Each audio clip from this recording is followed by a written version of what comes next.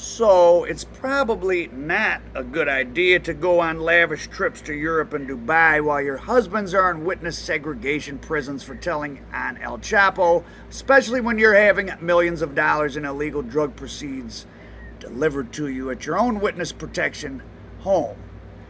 An older brother of the Flores twins, once Chicago's biggest narcotics traffickers, admitted he hid millions of their cash under his porch in Texas. That was after Pedro and Margarito Flores had surrendered to the feds in the Sinaloa case over a decade ago. Armando Flores, who was 53, pled guilty Thursday to participating in money laundering.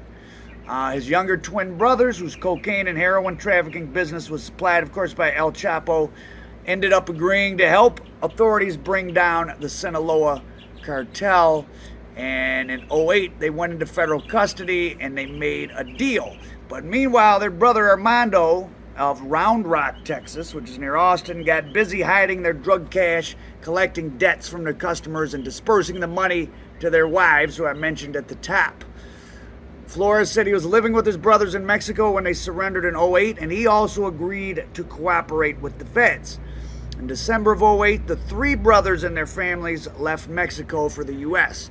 Armando hid about $300,000 in a trailer he took across the border in early '09. He collected another $760,000 in drug cash from the twins' associates in L.A. Quote, he hid most of the proceeds by burying the cash underneath the porch on the back of his home, the federal prosecutor said. And most of that money ended up being spent. He also picked up $2.9 million and $1.9 million in conjunction with Valeria Gaytan, one of the twins' wives, that was owed to them, and it was stashed in a car parked in a garage. And then another time, a U-Haul truck rolled up carrying old furniture that had $2.3 million hidden inside it.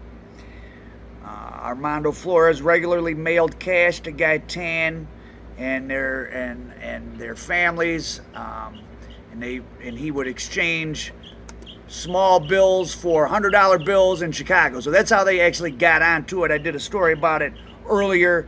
The twins' wives, who, I guess if you think you're going to get caught, you won't do it. But you would think after being caught up in the case in the first place, they would have some discretion. But, when you're used to living that lifestyle of basically infinite money, hard to give it up.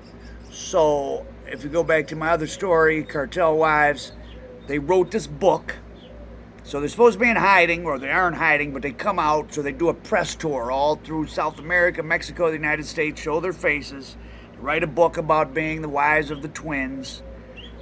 In the meanwhile, they're going to places like Dubai, they're going to J-Lo concerts, flying on private jets, and all the feds have to do is, you went to Dubai? Well, that's this much for the airline tickets, and okay, you stayed at this hotel, that adds up to this, you ate 3 meals a day.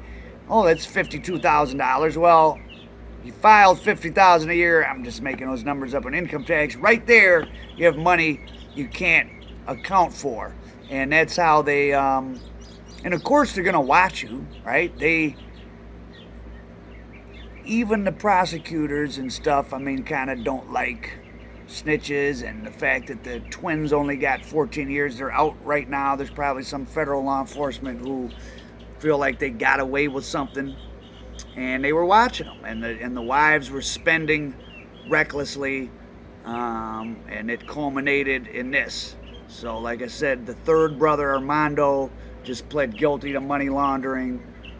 He was picking up millions of dollars in unpaid debts in the immediate aftermath of the case, and then at least one instance the feds know about, $2.3 million stuffed in old furniture showed up in a U-Haul truck to the home, I guess, in Chicago. Well, no, wherever they were at. So in 1999, Armando Flores pled guilty in Chicago to federal narcotics trafficking charges and sentenced to 5 years. So he has his own history. So he went in '99 for 5 years. When he got out, his brothers would have been at their peak. On Thursday, he told District Court Judge Matthew Kennelly he was working as a Lyft driver recently, until he was arrested 10 months ago. And he's been locked up ever since with no bond. His sentencing date hasn't been set. I'd imagine, I don't know, maybe he'll get 5 years maybe. Now the twins who grew up in Little Village are in witness protection after serving their prison terms for smuggling at least 71 tons of stuff, mostly cocaine but also heroin. And in exchange for their cooperation against El Chapo, they were given, like I said, relatively lenient 14-year sentences. The judge warned them they would have to spend the rest of their life looking over their shoulders for Guzman's hitmen. And during El Chapo's trial, a recording of a phone call was played in which El Chapo greeted Pedro Flores as amigo before negotiating a heroin deal with him.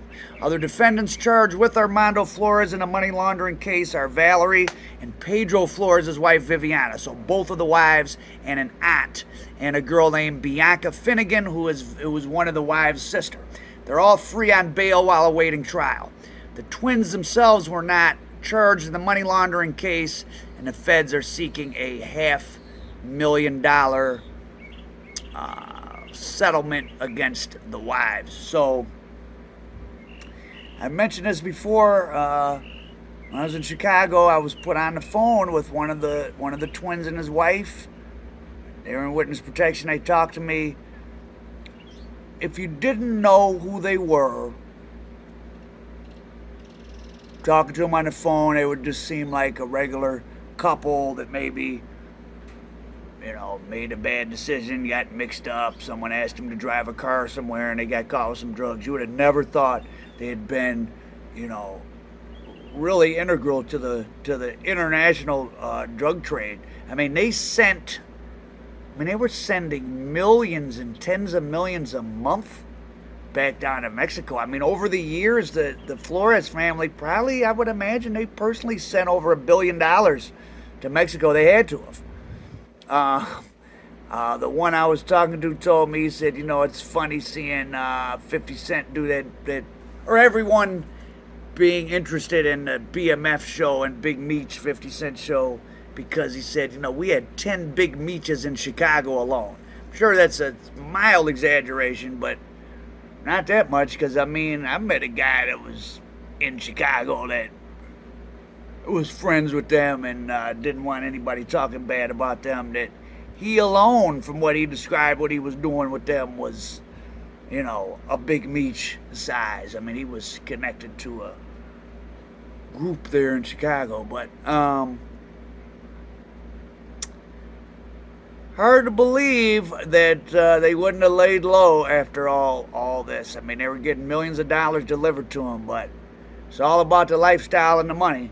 So, hopefully that's all they did and they don't get a drug conspiracy case.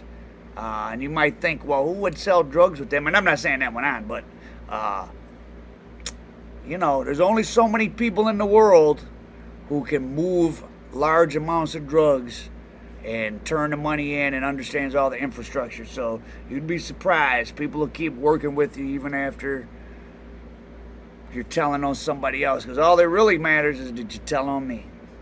So the Flores twins' wives, not the Flores twins, they've been convicted of money laundering or pled guilty along with their brother Armando. Millions of dollars in proceeds passed through their hands even after they got on the witness stand against El Chapo.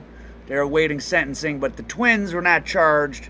They're still out and free, and hopefully there's no charges going to come against them. Al Prophet, American Dope.